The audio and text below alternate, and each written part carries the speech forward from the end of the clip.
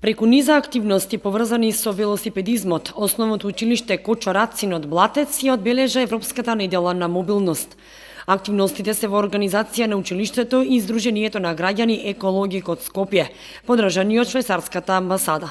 Текот на активностите се состоеше од неколку чекори. Започна со лепање постери со пораки за велосипедизмот и интересни факти за велосипедот како превозно средство.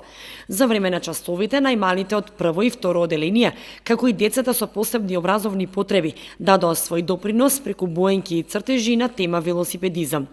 Преку делење флаери со пораки и факти, учениците ја запознаа по широката јавност со интересни информации поврзани со велосипедот како превозно средство и придобивките од возење на истиот. Дефилето од велосипедисти, ученици од 3 па до 9 оделение, како и родители и наставници кои се одржа во училишниот двор, беше активноста која следеше и сите заедно свртеа по неколку круга на својот велосипед. Како завршница беше организирано полигонско возење велосипед, каде учениците мораа да поминат одредени препреки на својот пат.